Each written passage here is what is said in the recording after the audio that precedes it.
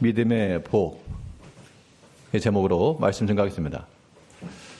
우리가 중세시대를 가리켜서 영적 흑암기다라고 표현하기도 합니다. 그 당시에 교회가 없었는가? 있었습니다. 목회자들이 없었는가? 많았습니다. 그럼 교인들이 없었는가? 있었죠. 그럼에도 불구하고 그 시대를 영적 흑암기다 말하는 이유는 신학이 서지 않았기 때문에 그렇습니다.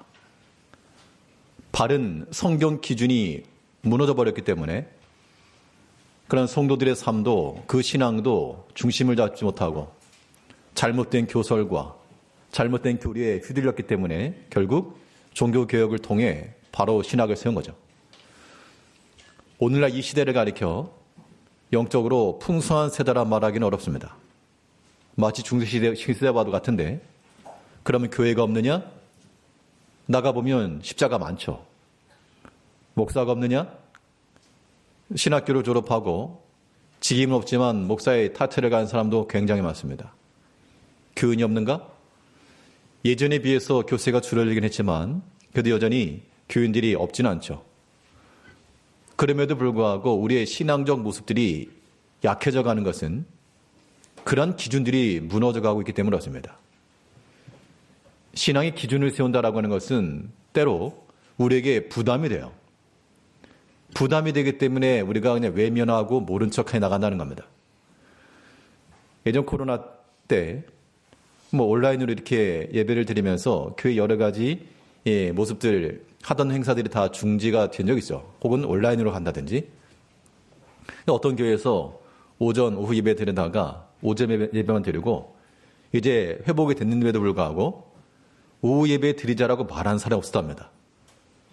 부담되니까 조용히 넘어가는 거.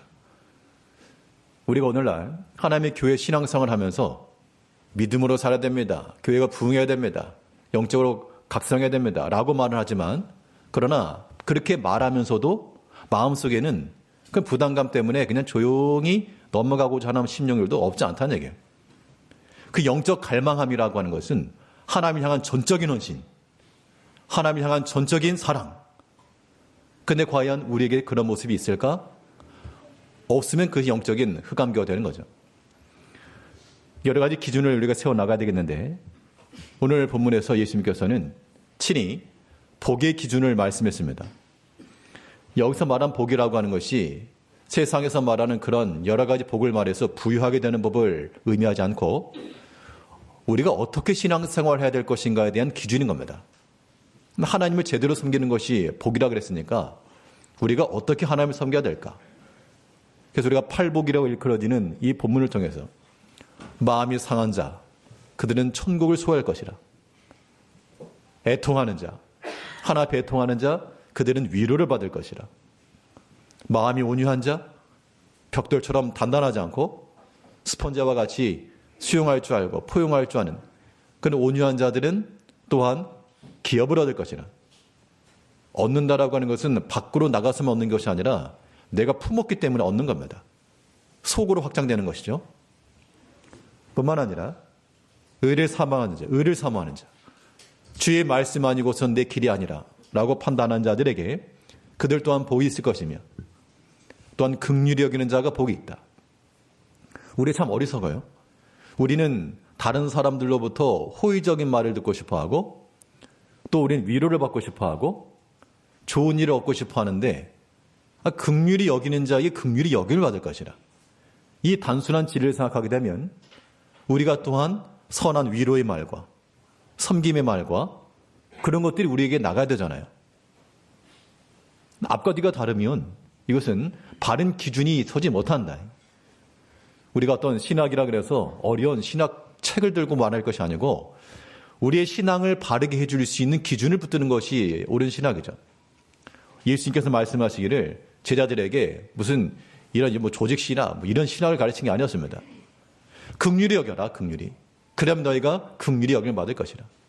우리가 진짜 살아가면서 작은 기도 가운데도 내가 감당할 수 없는 문제들로 인해서 어려움 가운데 처한 자들마다 하나님의 긍휼하심을 받기를 원하기 때문에 우리가 또한 모든 형제들에 대해 긍휼히 여기고 또 하나님을 사랑하며 나가는 것. 이것이 복의 기준이라. 오늘 본문 말씀에서는 또 하나의 기준이 제시되고 있는데 어떠한 자가 복된가? 오늘 본 말씀을 이어서 살펴보게 되면 먼저 정결한 마음을 가진 자가 복이 있다라고 말했습니다. 정결한 마음. 자, 여기서 말하는 마음이라고 하는 것은 마음은 우리 물질이 아니기 때문에 우리 육체적으로 여기 있다라고 말할 수가 없죠. 마음이 여기 있다라고 말하지만 뭐 여기 우리 심장 몸을 해부한다 그래서 마음이 나타나는 건 아니죠. 보이지 않는 우리의 마음을 보이는 기능으로 따지게 되면 우리의 육신의 눈과 같은 겁니다. 그래서 우리의 마음이 청결하다라고 하는 것은 우리의 보는 안목을 믿음의 안목으로 바꿔 나아갈 때 그때 하나님을 볼 것이다 라고 말하고 있죠.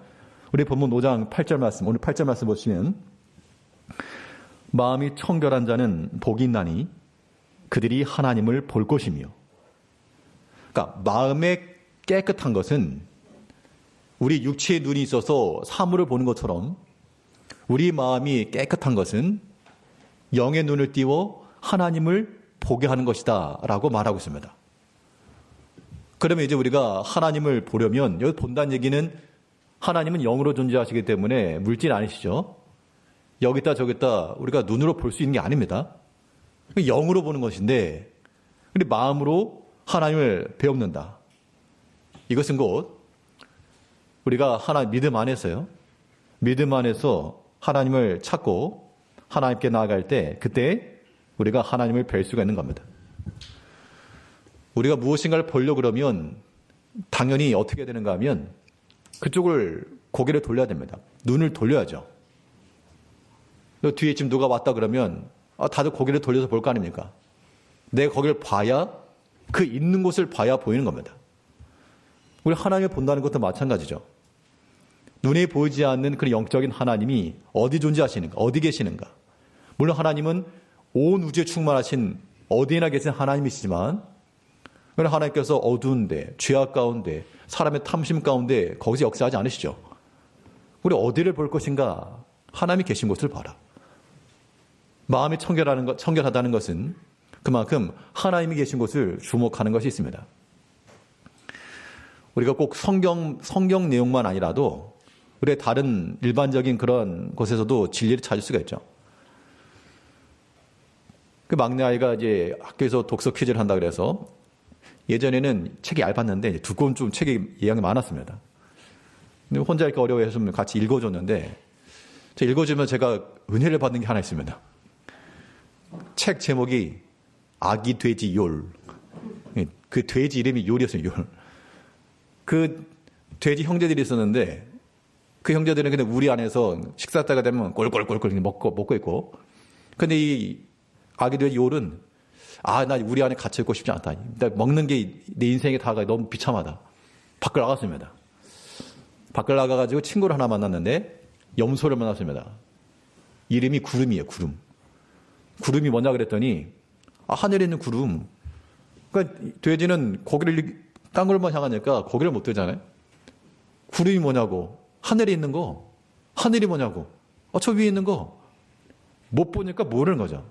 그러니까 이 돼지가 근데 좀 하늘을 좀 보고 싶다. 근데 구름을 좀 보고 싶다. 그 마음을 가지고 이제 열심히 운동하는 거, 목 운동하는 거예요. 하나, 둘. 뭐 그런다고 해서 보일 리가 없죠. 너무 낭만한 나머지 내가 하늘을 보고 싶고 구름을 보고 싶은데 안 보이더라는 겁니다.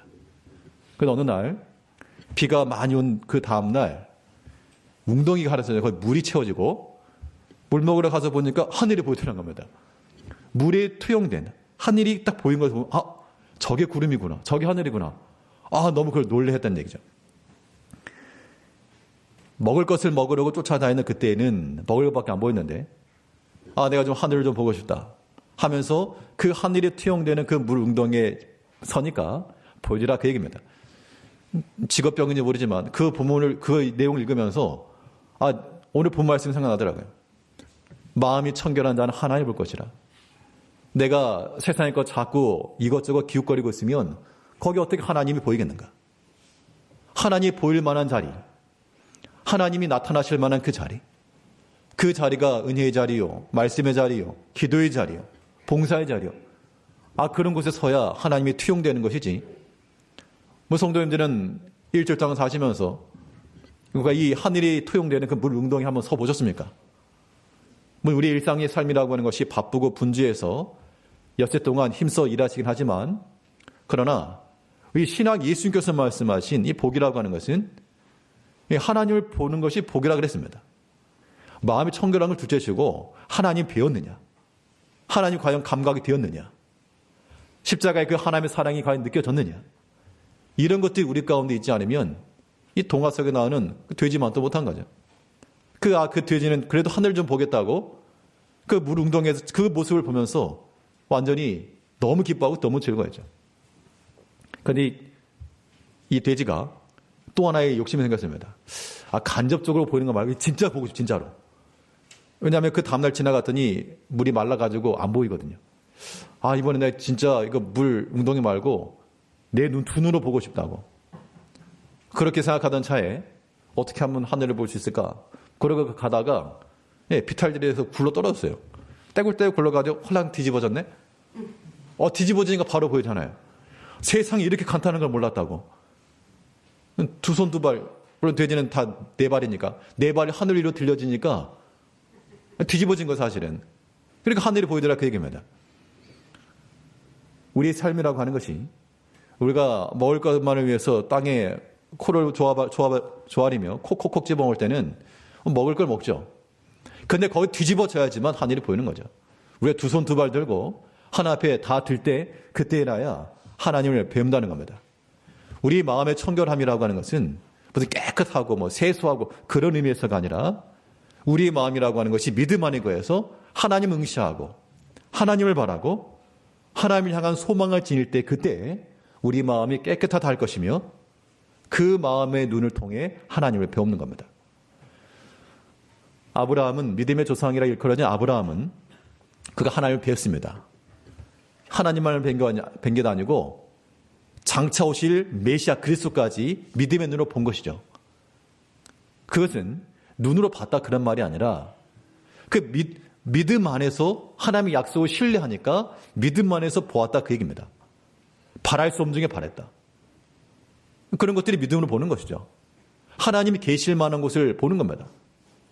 우리가 우리 삶의 모든 부분에 있어서 믿음 안에서 판단하고 생각지 않으면 하나님이 보이지 않을 것이고 아무리 교회 와서 우리가 앉아있어도 하나님 안 보일 것이고 어느 곳에 있든 내가 참으로 바랄 수 없고 기대할 수 없고 소망할 수 없는 그런 끊겨진 벼랑과도 같은 곳에 있을지라도 오직 하나님을 철저히 신뢰하고 내 길이 되시고 내 생명이 되시는 하나님을 의지하고 나가는 자들에게는 하나님께서 자신을 나타내신다는 겁니다. 그게 우리가 가져야 될 바른 기준이요 또한 삶인 겁니다.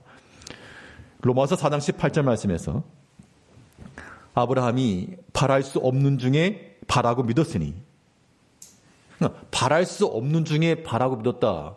이게 이제 두 가지 반응을 볼 수 있죠. 믿지 않는 세계에서 내가 무슨 복권 하나 사놓고 안 될 걸 뻔히 알지만 사놓고 되게 해주세요라고 하는 그런 측면에서 바랄 수 없는 중에 바랐다라고 말할 수 있겠지만 오늘 본문이 말하는 바는 그런 의미가 아니죠.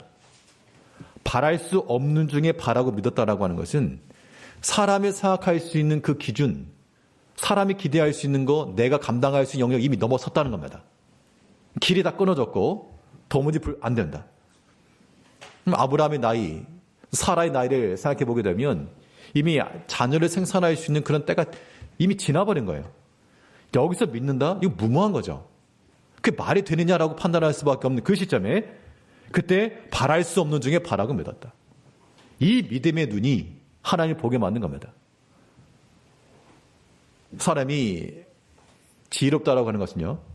믿지 않는 세계에서도 머리가 똑똑하고 믿지 않는 세계만 아니라 여기 계신 분도 마찬가지입니다. 내 경험이 많고 지식이 많고 그런 사람들이 오히려 하나님을 잘 신뢰 못할 수 있어요.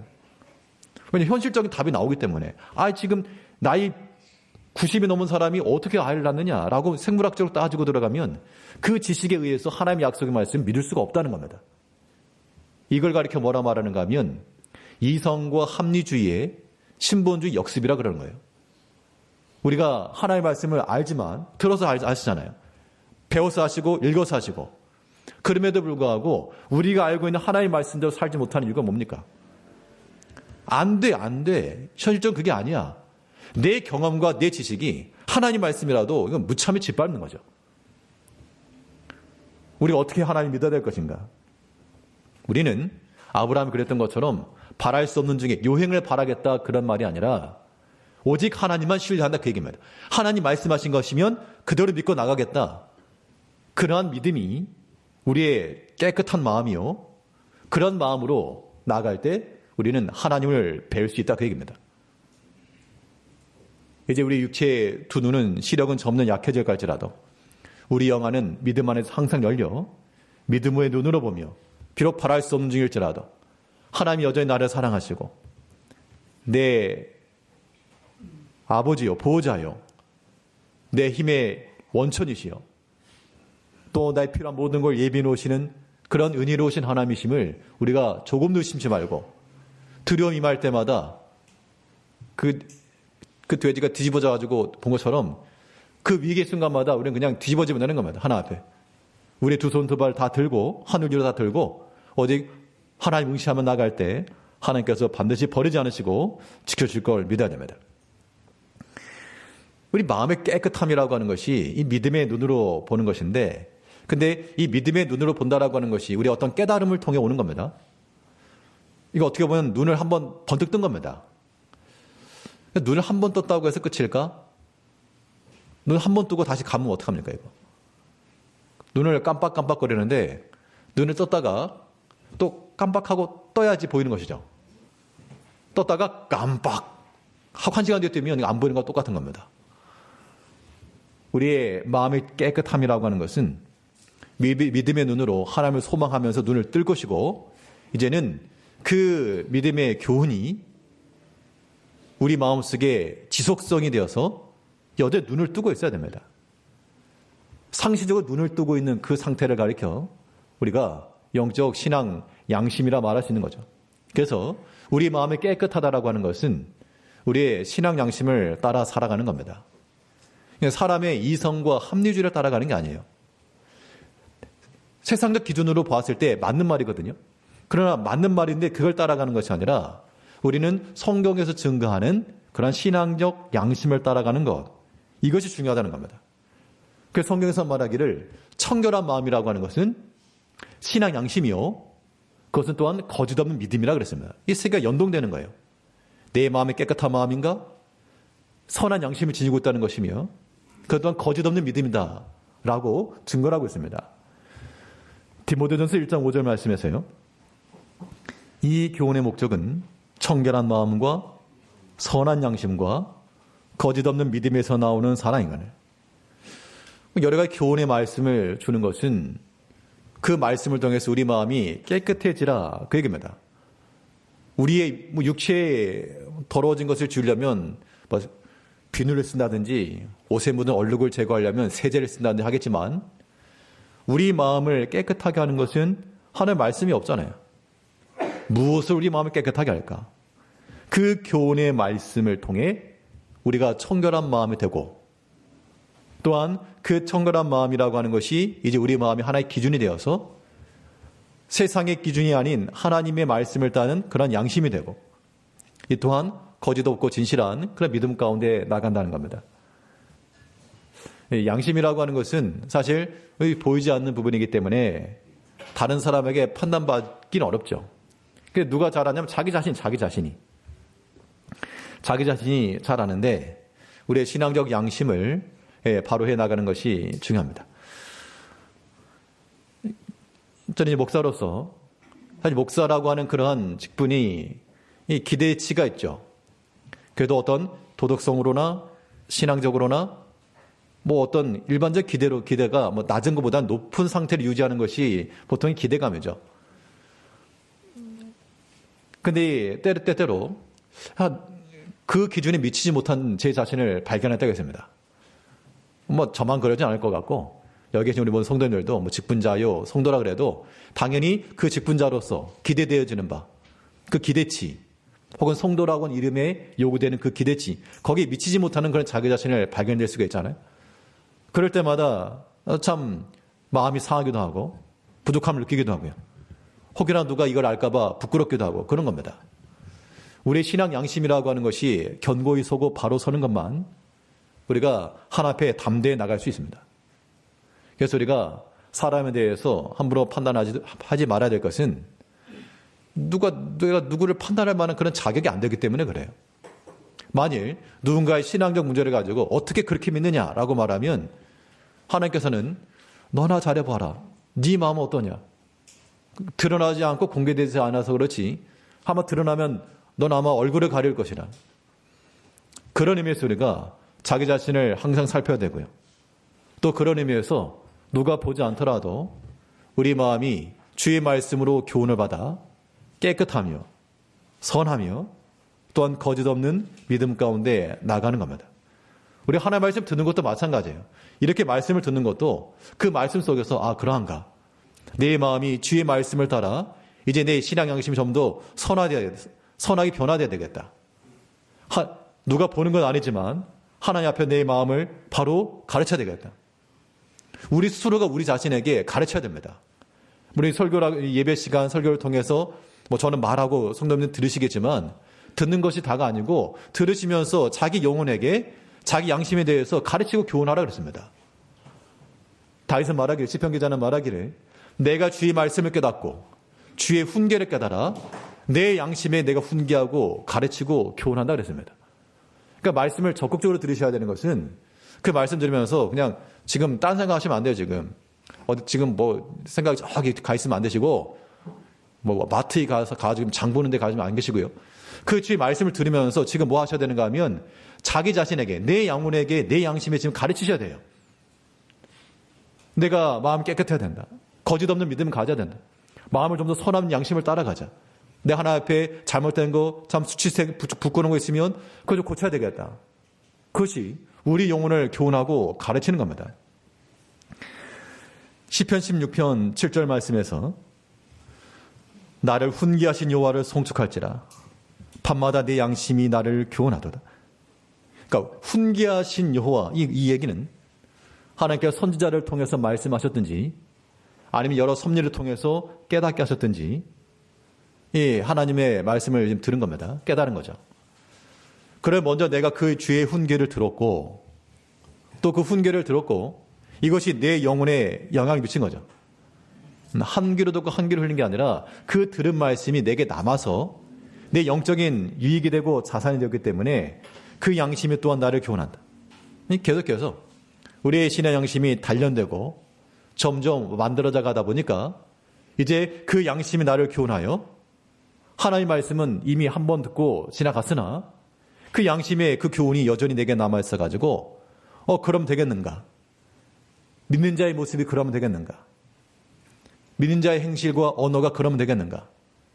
지금 형제의 약함 속에서 그 약함을 이해하지 못하고 그렇게 말하는 것이 합당한가? 딸마다 우리를 교훈한다는 겁니다. 이런 교훈을 잘 받아야 우리 마음이 깨끗한 마음이라 말할 수 있고 이 마음 속에서 우리가 하나님을 뵙는 겁니다.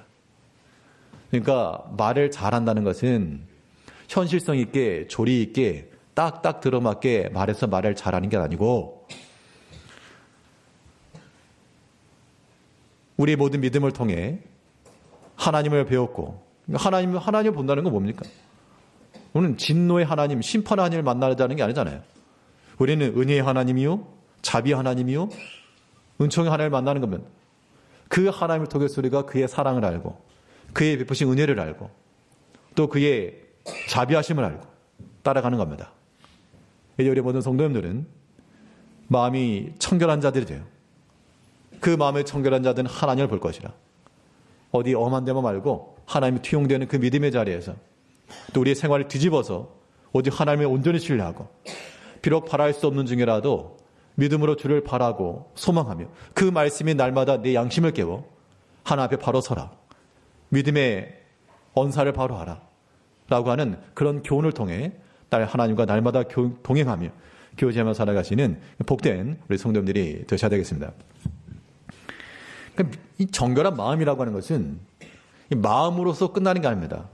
우리 마음이 깨끗하다라고 하는 것은 무엇을 위한 것인가 하면 마음 따로 행실 따로 그러면 그건 옳지 않잖아요. 깨끗한 마음이라고 하는 것은 또한 우리의 정결한 행실로 연결되어야 됩니다. 그러니까 우리의 마음이라고는 보이지 않기 때문에 자기 스스로 컨트롤할 수가 있고 겉으로 드러나는 행실이라고 하는 것은 이제 다른 사람에게 영향을 미치는 겁니다. 우리는 이 모든 행실을 통해 믿음의 좋은 본이 되기를 힘써야 됩니다. 이것이 정결한 마음에서부터 나오는 정결한 행실이요, 하나님을 뵙는 길이며 또 하나님을 영광스럽게 하는 길이라 그랬습니다. 오늘 본문 5장 16절을 보게 되면 이같이 너희 빛이 사람 앞에 비치게 하여 그들로 너희 착한 행실을 보고 하늘에 계신 너희 아버지께 영광을 돌리게 하라. 착한 행실을 보고 하나님께 영광을 돌려라. 여기서 말하는 착한 행실이라고 하는 것은 남을 도와주고 그게 아니고 빛 가운데 관한 그 삶은 하나님 앞에서 선하고 착한 일이 되는 것이고요. 그것이 또한 다른 사람들에게 나타나서 하나님께 영광이 된다. 사람의 제일 되는 목적으로서 하나님을 영화롭게 하는 거라 그랬습니다. 어떻게 하나님께 영광을 돌릴까? 성경에서 말하기를 너희가 빛 가운데 거해라. 빛의 열매를 맺혀라. 그러면 그 행실은 하나님이 보실 때 흐뭇하고 기특한 그런 착한 행실이고 그런 행실들을 통해서 하나님께 영광을 받으신다라고 말하고 있습니다.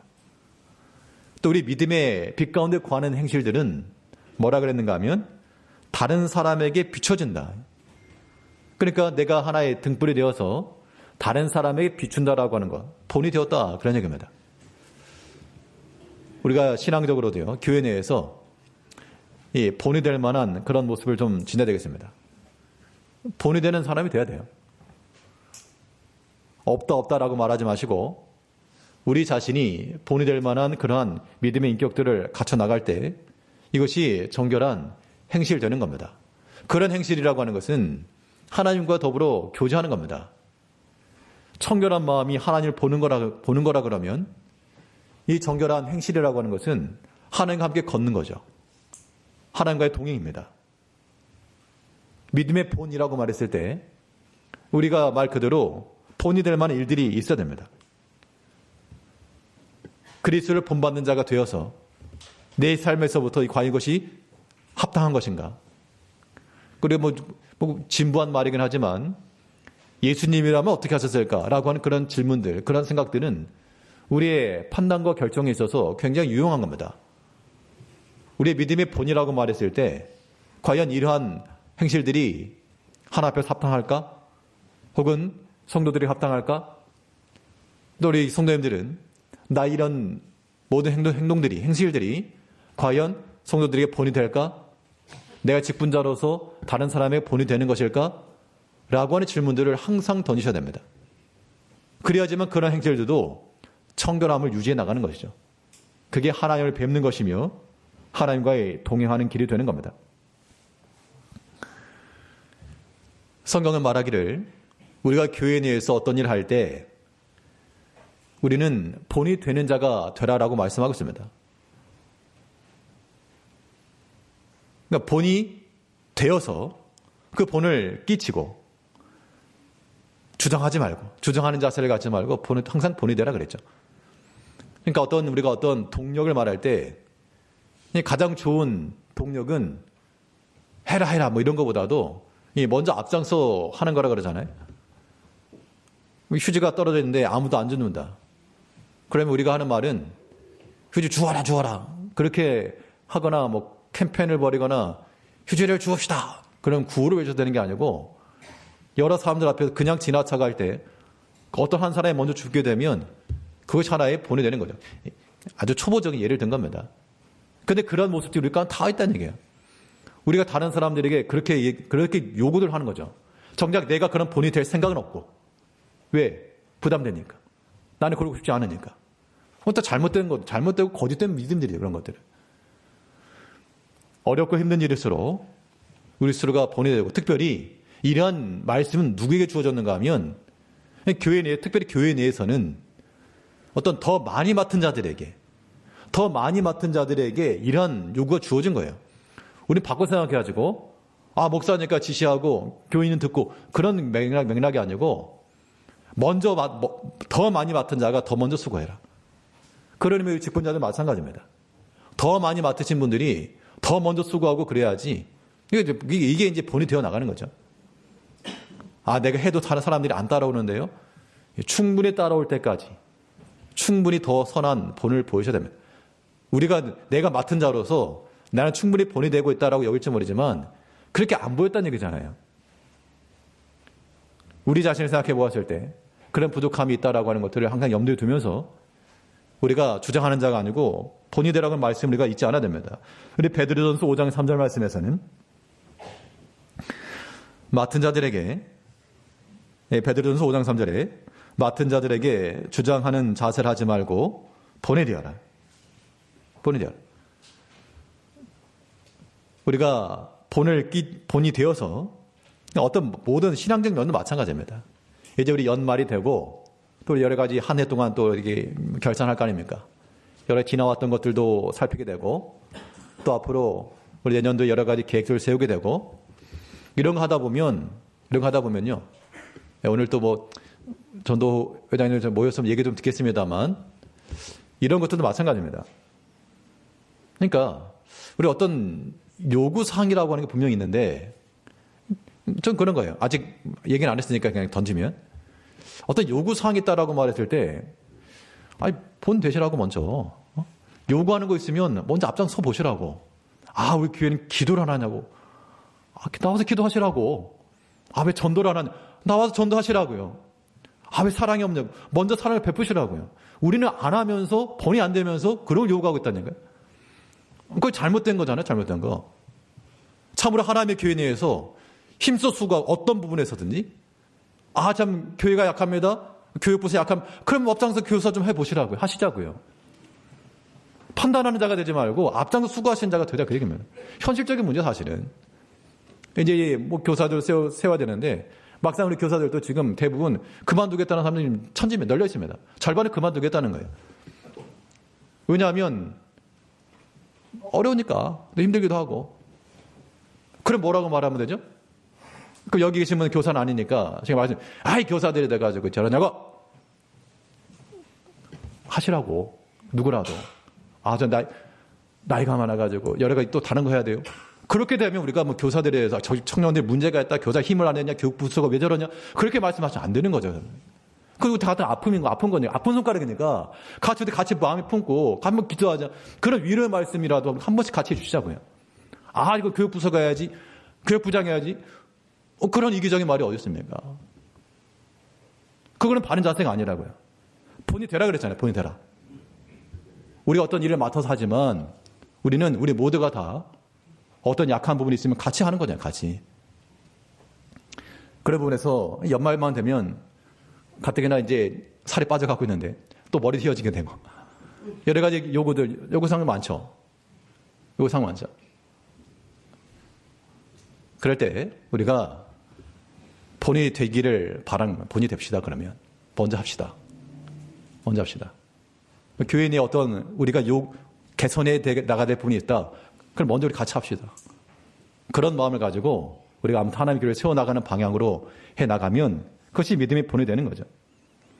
믿음의 본이 된다는 것은 또 본을 받으며 가는 것과 똑같은 거예요. 이게 쌍방으로 같이 이루어져야 하는 겁니다. 정결한 행실이라고 하는 것은 우리 믿음이 본이 될 뿐만 아니라 또 우리가 믿음의 본을 받으며 사는 거죠. 바울은 그렇게 말했습니다. 내가 그리스도를 본받는 것처럼 너희도 나를 본받아라. 그러니까 바울 자신도 말하기를 자기가 완장차고해서 내 말 들어라 기가 아니라 나 자신도 그리스도를 본받고 있다. 그 얘기입니다. 고린도전서 11장 1절 말씀에서요. 고린도전서 11장 1절 말씀 보게 되면 내가 그리스도를 본받는 자 된 것 같이 너희는 나를 본받는 자가 되라니. 그러니까 바울은 그 스스로가 내가 그리스도를 본받는 자가 되었다. 우리가 그리스도를 통한 본받는 자가 되어야 되겠습니다. 아무튼 본을 받고 따라가는 그런 모습들 돼야 돼요. 그러니까 이건 쌍방이 되어서 내가 또한 그런 본이 되어서 누군가에게 하나의 길이 되어주고 또 우리가 또한 다른 사람을 보면서 따라가고요. 그리스도를 본받는다. 뭘 본받을까? 바울은 도대체 뭘 했길래 본받다 그랬을까? 그럼 우리 성도님들은 그리스도를 본받다 할 때 뭘 본받으실 겁니까? 아니, 우리 말은 그러잖아요. 예수를 본받아야 된다. 그리스도를 본받아야 된다. 그럼 구체적으로 뭘 본받겠다는 거예요? 뭘? 그냥 본받아야 된다는 말만 있는 거죠, 사실은. 메아리처럼. 그리스도께서 우리에게 보여주신 바는 하나님의 말씀을 순종하시되 끝까지 순종하셨고요. 고난이 있었지만 또한 제자들을 사랑하시되 저거 하고 쳐내지 않으시고 제자들도 끝까지 사랑하셨고요. 비록 가룟 유다와 같이 예수님을 배반한 사람이 있었지만 이 못된 것 하지 않고 저는 차라리 나지 아니하였으면 좋을 뻔하였다. 친구요. 우리가 보통 관계가 틀어지게 되면 친구요 이렇게 말 안 하거든요. 넌 이제 친구도 아니라 그러지. 근데 자기에 대해서 이렇게 상에 발꿈치를 든 그 형제, 그 제자에게 끝까지 친구요. 제자를 사랑하시되 끝까지 사랑하시고. 이런 게 예수님의 모습이죠. 그럼 우리가 예수님을 본받으려면 그렇게 해야지 본받는 거 아닙니까? 예수님께서 하나님의 그 맡기신 일을 위해서 어려움이 많았지만 눈물 흘리실 때도 있었지만 새벽마다 기도하시면서 끝까지 주의 이루셨고 그 예수를 본받는 겁니다.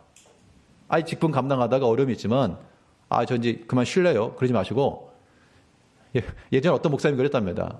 어떤 분이 와가지고 목사님 저 이제 쉴래요. 그랬더니 쉬면 쉰냄새 난다고 하지 말라고.